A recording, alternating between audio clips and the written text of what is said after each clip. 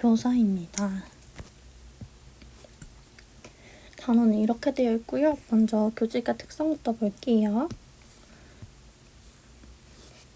유아교사에게 필요한 지식을 보면요.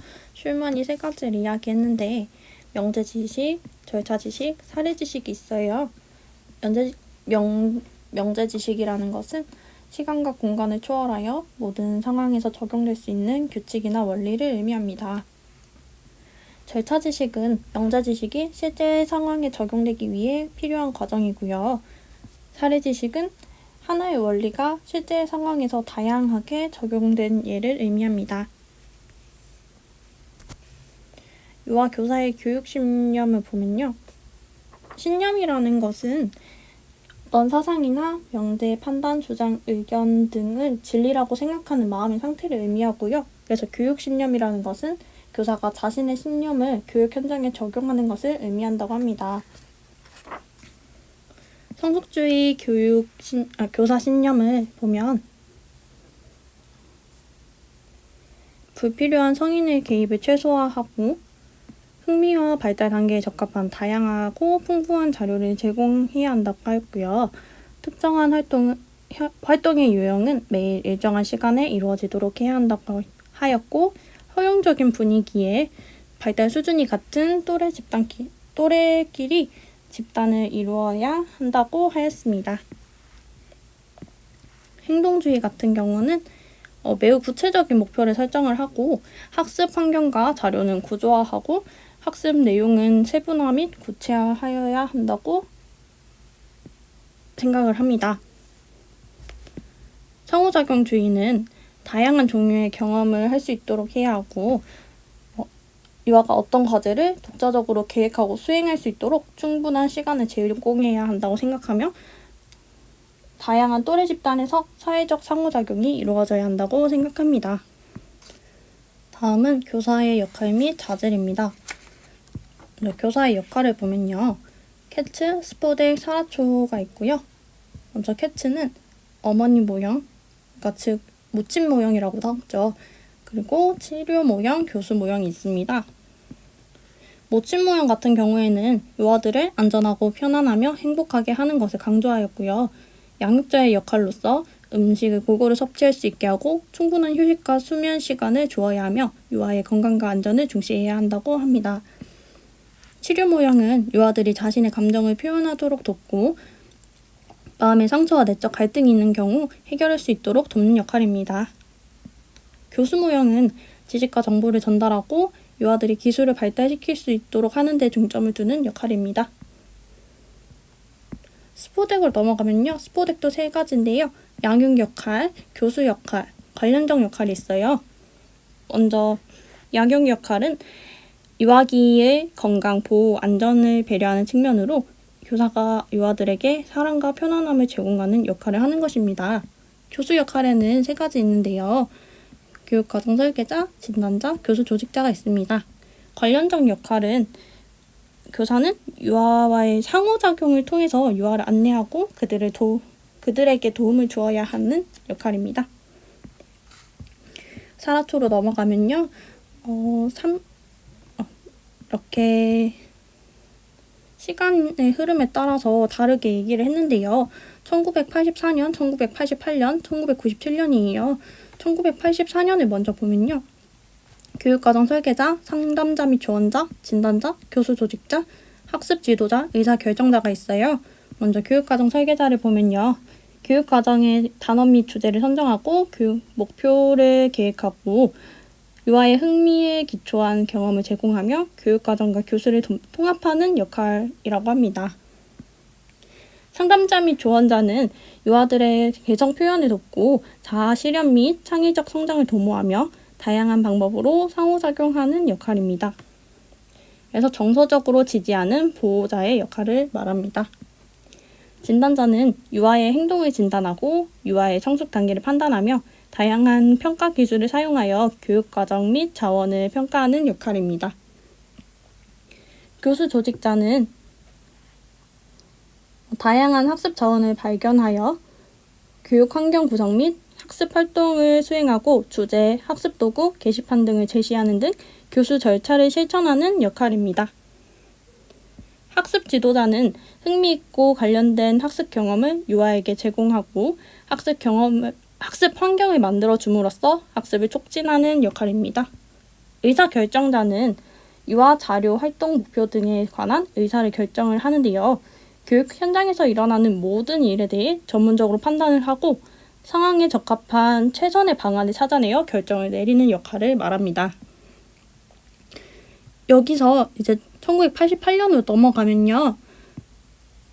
여기 있던 학습 지도자, 의사결정자가 사라지게 되는데요. 의사결정자는 어느 역할에서든 필요하기 때문에 사라졌다고 합니다.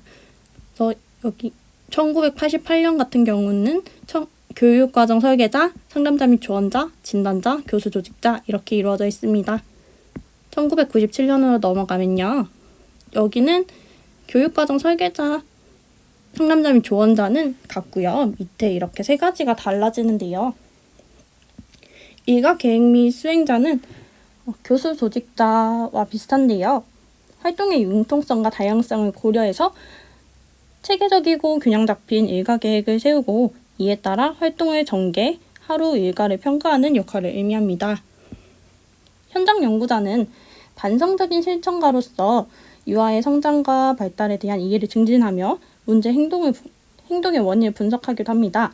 그래서 현장을 기초로 연구를 함으로써 새로운 이론 및 활동을 현장에 적용하고 현장의 실태 및 문제를 파악함으로써 현장 개선을 위해 노력을 하는 역할입니다.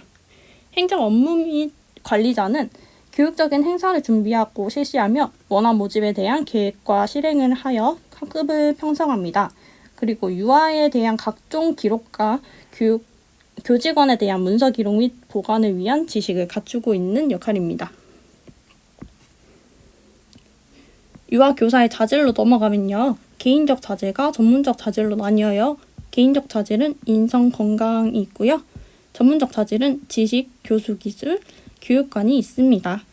다음은 교직 발달 단계입니다. 이 발달 단계는 단순 직선 모형, 복합 순환 모형, 하그리브스와 플란의 교사 발달의 세 측면으로 나눠볼 수 있는데요. 먼저 단순 직선 모형을 보면요. 여긴 플러와 보원의 교사 관심사 단계와 캐츠가 있어요. 플러와 보원의 교사 관심사 단계를 보면 교직 이적 관심사 단계, 생존에 대한 초기 관심사 단계, 교수 상황 관심사 단계, 학생에 대한 관심사 단계가 있습니다. 교직 이전 관심사 단계는 예비 교사들의 단계로 교사보다는 주로 학생에게 관심이 많습니다. 그래서 학생에 대해서는 현실적으로 인식을 하지만 교사에 대해서는 환상을 갖는 경향이 있어요.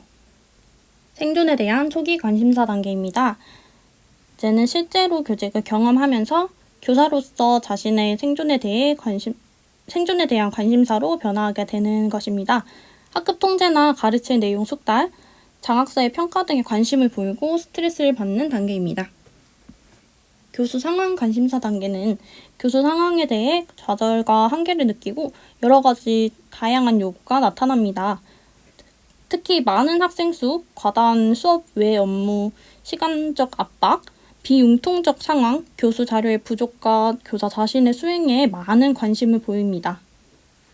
학생에 대한 관심사 단계는 학생이나 학생의 학습 및 사회정서적 요구, 학생에 대한 공정한 대우, 개별 학생에 맞는 교육 내용 구성, 학생에 대한 개인적 관계 등에 관심을 보이는 단계입니다.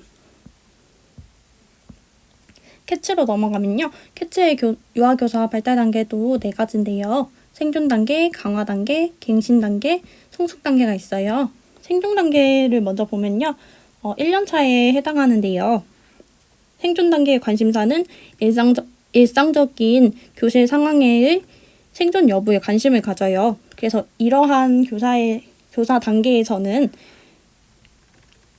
교사 교육 방법으로 수업 현장에서의 지원과 구체적 기술적 도움이 필요하다고 합니다. 강화 단계는 1년에서 3년차 정도인데요. 1년차가 아니라는 것을 언급을 한다고 합니다. 그래서 강화 단계에서 가지는 관심사는 특정한 문제를 지닌 개별 영유아와 문제 상황에 관심을 가져요.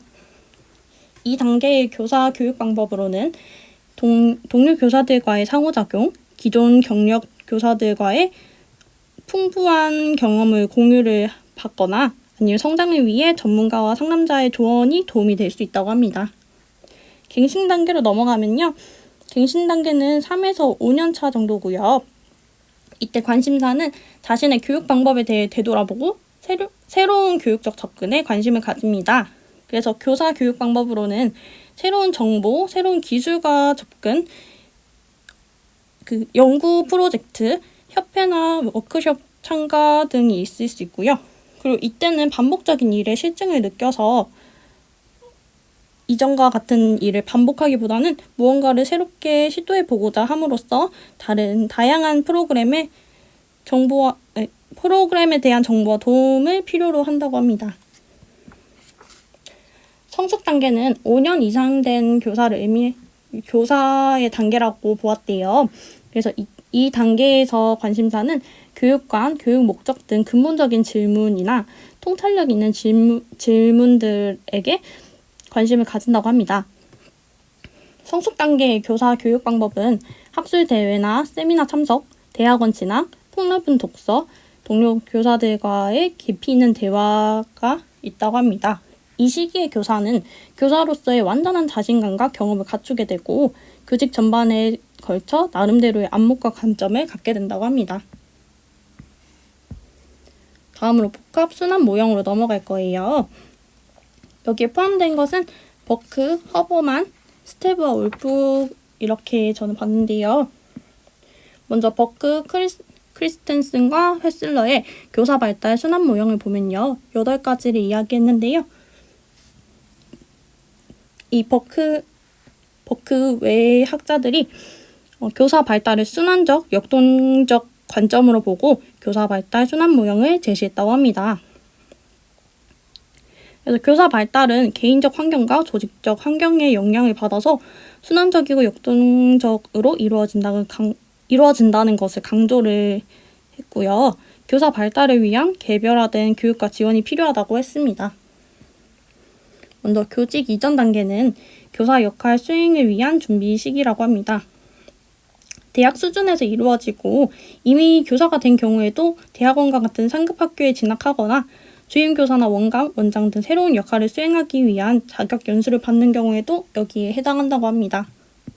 교직 입문 단계는 교직 생활에 적응해 나가는 시기로 교사로 임용된 초기 몇 년 동안의 시기를 의미합니다. 그래서 교사는 매일 직면하게 되는 문제를 해결해 나가면서 인정받기 위해 노력하고 교사로서 생존을 해 나갑니다. 경력이 있는 교사라도 담당하게 되는 학급 연령이 달라지거나 다른 학교로 옮겨간 경우에도 이 단계를 다시 경험하게 된다고 합니다. 능력 구축 단계는 교수 능력 향상을 위해서 노력을 하는 시기로 새로운 교구와 교수 전략을 시도하고 새로운 아이디어를 얻고자 각종 워크숍이나 학술대회에 참여하여 대학원에 진학을 하기도 한다고 합니다. 열중과 성장의 단계는 높은 수준의 유능감을 형성하였으나 계속 성장하기 위해 도전하는 시기입니다. 이 시기의 교사는 교직에 대한 애정을 갖고 유아와의 상호작용에 대한 기대, 교수법을 보다 풍부하게 하기 위해 새로운 교수법에 대한 탐구 등 자신의 직업에 대한 높은 열정과 만족도를 지닌다고 합니다. 좌절 단계는 교수 행위에 대해 좌절감과 환멸을 느끼는 시기입니다. 교직에 계속 머물러야 하는가에 대한 회의감을 갖게 되고요. 직무 만족도가 낮아지고 이직률이 증가하며 교사로서 이 일을 계속 해야 하는가에 대한 환멸과 회의감을 경험하게 되는 단계입니다. 안정과 침체 단계는 의무적으로 일을 수행은 하지만 새로운 일에는 수동적인 태도를 지니게 되는 시기입니다. 현실에 안주하려고 하고 주어진 최소한의 일만 하려는 경향이 있어 안정적이지만 침체되어 있는 시기입니다. 교직 하향기. 이때는 교직을 떠나기 위해 준비를 하는 시기로 은퇴에 대해 긍정적 혹은 부정적 관점을 갖게 됩니다. 교직 퇴직기는 교직을 떠나는 시기 또는 교직에 대한 대안 찾기를 하는 시기인데요. 수년간 교직 생활을 마치고 퇴직한 경우뿐만 아니라 자녀 양육을 위해 잠깐 휴직을 하는 경우 또는 이직을 위해 일시적으로 퇴직한 경우도 여기에 해당한다고 합니다. 다음은 허버만의 복합주기 이론인데요. 이 허버만의 복합주기 이론은 교사 발달에 있어 긍정적인 측면과 부정적인 측면의 두 가지 관점을 동시에 고려하여 교사의 발달을 순환적, 역동적 또는 이원적 측면을 강조하고 있다고 합니다. 7가지가 있는데요. 먼저 생존 및 발견 단계는 현실에 대한 충격을 경험한 단계로 자신에 대한 염려, 교직에 대한 이상과 실제의 괴리 등을 발견하고 여러 가지 갈등을 느낀다고 합니다. 처음 교직을 맡게 됨으로써 열정적으로 무언가를 추구하고자 노력하는 양상도 보입니다. 안정화 단계는 헌신, 안정감, 책임 수행 등의 특징이 나타나는데요. 교사로서의 자아상을 갖추면서 역할 혼란이나 역할 불확실성을 극복을 하고 자신의 직업에 헌신하여 맡겨지는 일에 책임을 다하게 된다고 합니다. 실험 및 활동주의 단계입니다. 이 시기는 7에서 18년 정도이고요. 수업에 대한 능력 향상을 위해서 다양한 교재를 준비하고 다양한 학습 집단을 구성하여 실천하려고 노력을 합니다. 그래서 교육 현장에서 교육을 실천할 때 여러 가지 장애가 있기 때문에 새로운 도전과 자극을 준비해야 할 필요성을 느끼는 단계입니다. 회의 및 자기의심 단계는 실험 및 활동주의 단계와 같은 시기인데 부정적으로 바라보는 시각이고요. 이 단계에서는 교직에 대한 다양한 의심을 하면서 중견교사로서 직업적 위기의식을 느낀다고 합니다. 그래서 교육 개혁 의지의 환멸을 느끼기도 하고 자신의 교직 생활에 대하여 재평가를 하는 시기입니다. 평온 단계는 19년에서 30년 정도이고요. 기계적으로 교직이 임하기도 하지만 학급에서 보다 유연하고 자기 수용적으로 변해간다고 합니다. 보수주의 단계도 평온 단계랑 같은 시기인데 부정적으로 본 것이고요. 학생들의 성적 불량, 동기 부족, 학교 행정과에 대한 기회주의, 젊은 교사들의 교직에 대한 헌신과 부족 등을 개탄을 하고요. 그렇지만 문제 해결에 대한 분별력은 커져요. 근데 개혁에 대해서는 저항감을 느끼는 단계입니다.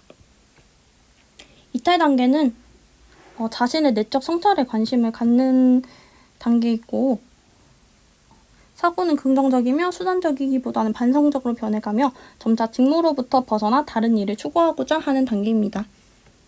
스테프와 울프의 교사 생애순환적 발달 모형입니다.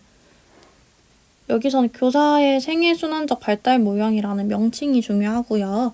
이 안에 보면요. 6가지 이야기했는데요. 먼저 초보 단계는 교사가 되기 전에 받는 직전 교육과정에서 경험하게 되는 교육 실습 있잖아요.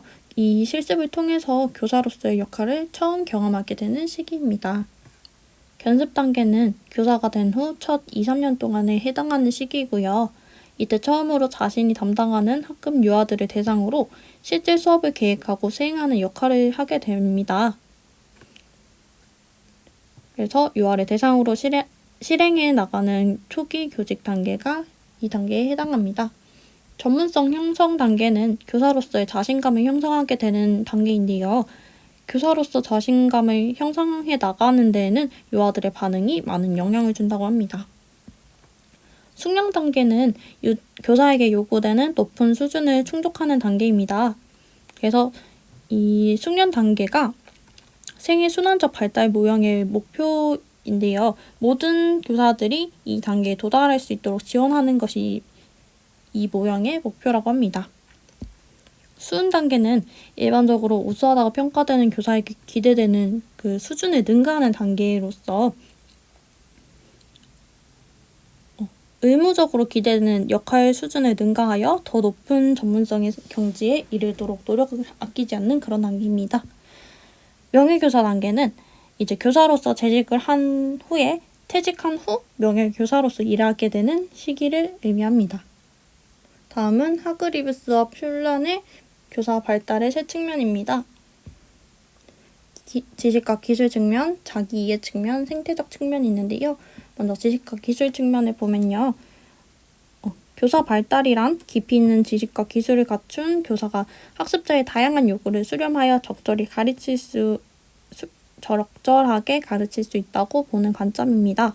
그래서 유아교사는 전문가로서 유아를 가르치기에 적절한 유아교육 관련 능력을 갖추어야 한다는 것입니다. 자기 이해 측면에서의 교사 발달은 교사의 개인의 연령, 성, 생활 방식, 인생 주기, 발달 단계 등 교사 자신과 그의 교수 방식에 영향을 미친다는 관점입니다. 그래서 교사의 교수 행동과 신념은 밀접하게 관련이 되어 있기 때문에 전문적인 교사가 되기 위해서는 교사 자신에 대한 이해와 개인적 자질 개발에 중점을 두어야 한다고 봅니다. 생태적 측면에서의 교사 발달은 교사를 지원하는 직무 환경 조성의 중요성을 강조를 하고 교사 발달의 과정과 성공은 발달이 일어나고 있는 상황에 달려 있다고 보는 관점입니다.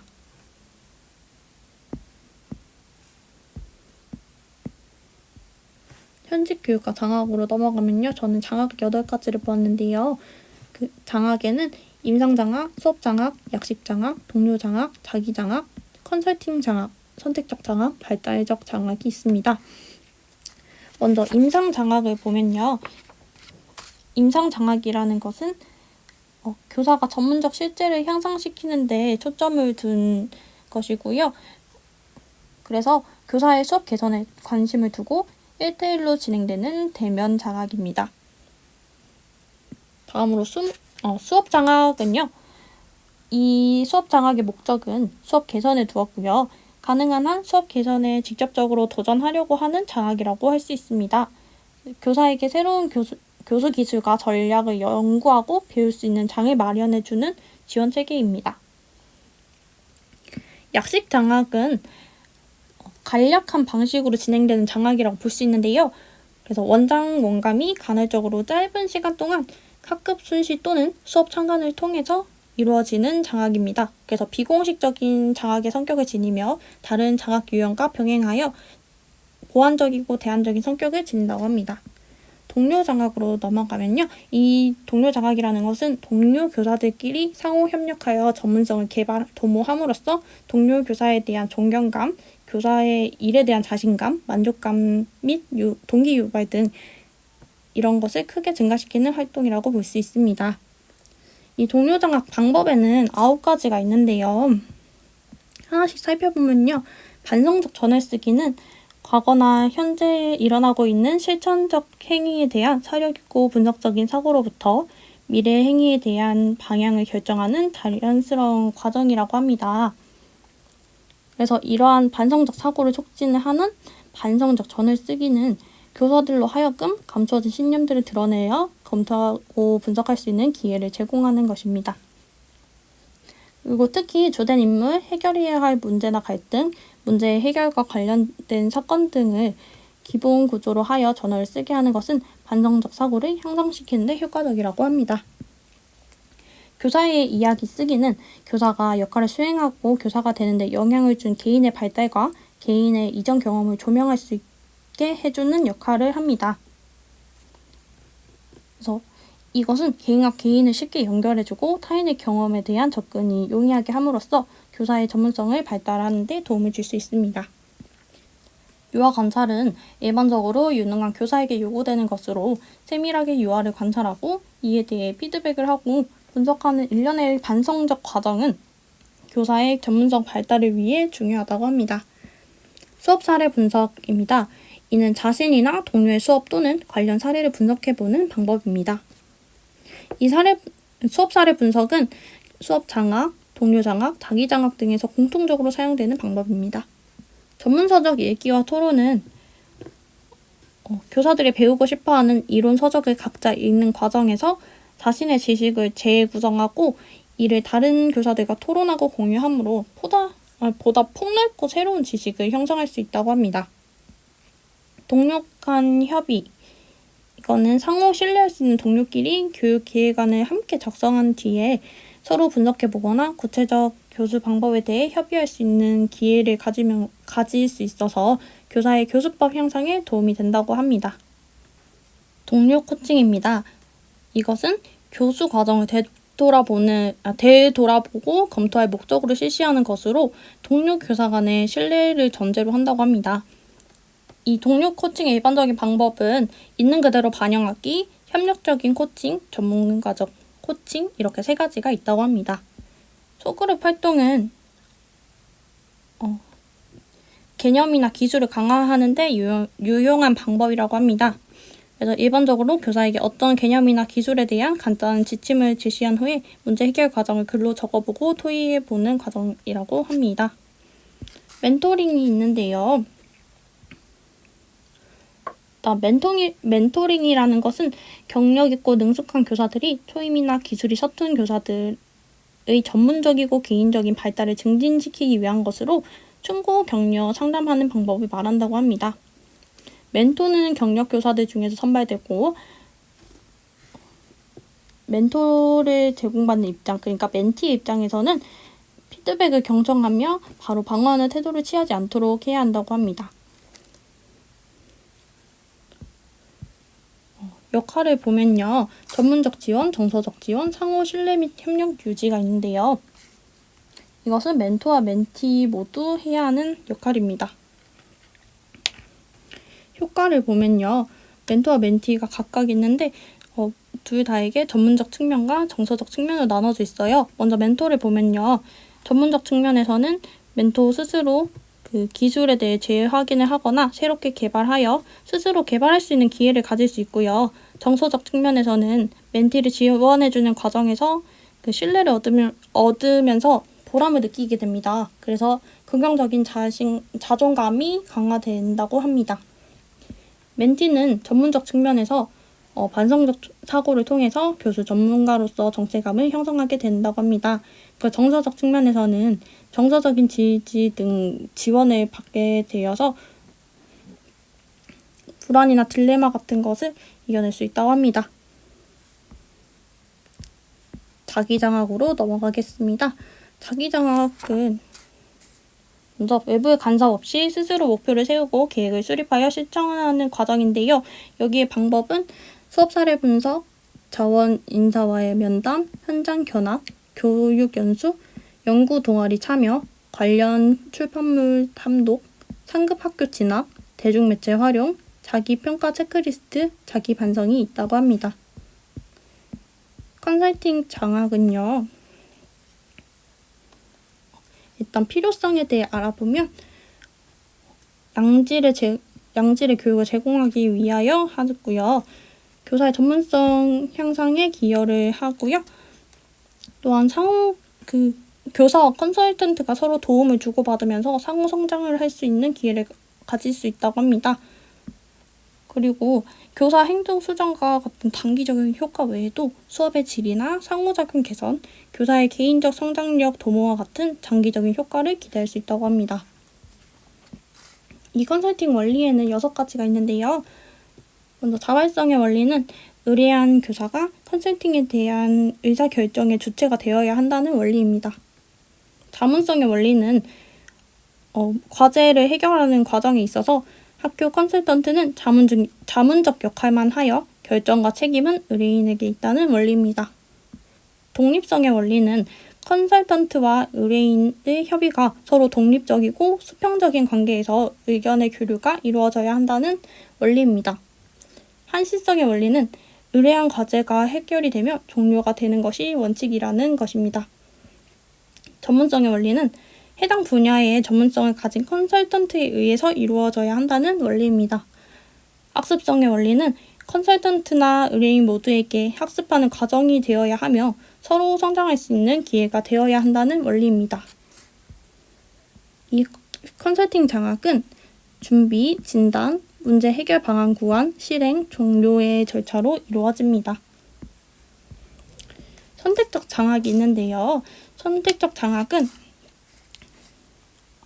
장학의 수혜자인 교사들의 요구나 특성에 맞게 장학의 형태 및 방법이 개별화를 해야 한다는 것입니다. 그래서 캐츠가 교사의 경력 주기에 따라서 장학 방법을 달리할 것을 제안을 했는데요. 임상장학은 생존기, 갱신기에 적합하다고 하였고, 동료 장학은 강화기, 자기 장학은 성숙기, 행정 장학은 모든 단계의 교사에게 적합하다고 하였습니다. 발달적 장학은 교사 발달 정도에 맞게 장학을 하여서 교사의 발달 수준을 높인다는 원리에 근거를 하고 있고, 선택적 장학과 근본 정신이 동일하다고 합니다. 이 단계는 진단적 단계, 기술적 단계, 전략적 단계로 이루어집니다.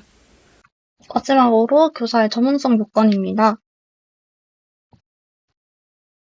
먼저 유아 교사의 효능감을 보면요. 자아 효능감부터 알아야 하는데요. 자아 효능감이라는 것은 반두라가 이야기한 것으로 특정한 결과를 얻기 위해 일련의 행동을 조직화하고 실행하는 자신의 능력에 대한 믿음이라고 하였습니다. 그래서 이 안에는 효능 기대와 결과 기대가 있는데요. 효능 기대 같은 경우에는 주어진 상황과 맥락에서 자신이 특별한 수준의 수행을 해낼 수 있을 것이라는 스스로의 능력에 대한 개인적 신념을 말합니다. 결과 기대는 특정한 행동이 특정한 결과를 초래할 것이라는 기대를 의미합니다. 교수 효능감은 개인적 교수 효능감과 일반적 교수 효능감이 있는데요. 먼저 교수 효능감이라는 것은 교사가 학습자에게 수행에 영향을 미칠 수 있는 능력을 가졌다고 믿는 정도를 의미합니다. 개인적 교수 효능감은 자신의 교사로서의 능력에 대한 자신감을 의미하고요. 일반적 교수 효능감은 교육으로 인하여 학생들의 행동이 얼마나 변화될 수 있는가에 대한 믿음을 의미합니다. 그래서 교사 효능감이라고 반두라도 이야기를 하였는데요. 이것은 일반적인 교수 효능감은 일반적인 교육 효과에 대한 기대를 측정한 것이어서 교사의 효능감을 측정하기에는 부적절하다고 지적하면서 교사 효능감 척도를 개발했다고 합니다. 그래서 교사 효능감이란 자신이 유아의 성취에 영향을 미칠 수 있는 능력을 갖고 있다고 믿는 정도를 의미합니다. 다음은 실천적 지식입니다. 먼저 에바즈의 실천적 지식은요. 복합적이고 실제적인 전문적 지식으로 교사 개개인이 가지고 있는 지식을 실제 상황에 맞도록 자신의 가치관이나 신념을 바탕으로 종합하고 재구성하는 지식이라고 합니다. 이것은 지식, 정약, 구조라는 세 가지 측면으로 구분된다고 합니다. 코넬리와 클렌디닌의 개인적 실천적 지식은요. 개인적 실천적 지식이라는 것은 현재의 위급한 상황에 대처하기 위해 과거를 재구성하고 미래를 의도하는 특정한 방법이라고 합니다. 이러한 지식을 가장 잘 연구할 수 있는 방법이 내러티브 탐구 방법이라고 주장하였습니다. 마지막으로 반성적 사고예요. 이 안에는 듀이, 킬리온과 코드넴의 반성적 사고 유형, 반면안이 있는데요. 일단 듀이가 말한 반성적 사고라는 것은 자신의 신념이나 실천 행위에 대해 그것의 원인이나 궁극적 결과를 적극적이고 끈기 있게 주의 깊게 고려하는 것을 의미한다고 합니다. 넘어가서 킬리온으로 가면요. 이렇게 세 가지 유형이 있는데요. 먼저 행위에 대한 반성적 사고는 이미 일어난 상황에 대해서 나중에 반성적 사고를 하게 되는 경우를 말합니다. 행위 중의 반성적 사고는 교사가 가르치는 중에 일어나는 것으로 행위가 이루어지는 과정 중에 발생하는 반성적 사고입니다. 행위를 위한 반성적 사고는 행위에 대한 행위 중의 반성적 사고의 목적이 무엇인지 또는 결과가 무엇인지를 검토를 하여서 보다 바람직한 행위가 일어나도록 선제적으로 이루어지는 반성적 사고를 의미합니다. 마지막으로 반면안입니다. 이렇게 세 가지 수준이 있는데요. 먼저 기계적 수준을 보면요. 이때 주된 관심사는 주어진 목적을 달성하기 위해 교육적 지식을 기술적으로 적용하는 것에 관심을 가지고 있어요. 그러나 목표 자체에 대해서는 의무시하는 경우가 거의 없고 당연히 추구해야 되는 것으로 여깁니다. 그래서 실천 행위에 대한 반성적 사고는 단지 경제성이나 효율성 같은 기술적인 측면에 의해서만 정의된다고 합니다. 전문가적 수준은요. 문제나 상황의 기저에 깔려있는 가정이나 경향성을 분석하고 교사가 취한 행동이 미칠 장기적인 교육의 효과를 검토한 후에 행동을 합니다. 그래서 모든 교육적 행위는 특정한 가치관과 연결되어 있다고 보고요. 어떤 것이 더 교육적으로 추구할 만한 가치가 있는지에 대한 고려를 한다고 합니다. 그러나 이제 기술적이고 도구적인 교수 활동에서 벗어났는데, 하지만 아직도 모든 결정이 교육학적 원리에만 기초를 두고 있다고 합니다. 비판적 수준은 이때 주된 관심사가 교육 목표, 교육 활동, 교육 경험이 도덕적, 윤리적으로 정의, 평등, 배려, 동정심과 같은 삶의 방식을 지향하는가에 관심을 가지고 있어요. 그래서 실천 행위 안에도 도덕적, 윤리적 기준을 포함하고 있고요. 그래서 이 수준에서는 이전 수준인 전문가적 수준에서 관심을 가졌던 교수 행위 이면의 과정과 교사 행위의 교육적 효과뿐만 아니라 이제 교실에서 일어나는 다양한 상황을 정치, 경제, 사회적 상황 및 조건과 연결을 해서 생각을 해보고 교육 활동과 경험이 도덕적, 윤리적 목적하에 행해지고 있는가에 대해 의문을 가진다고 합니다.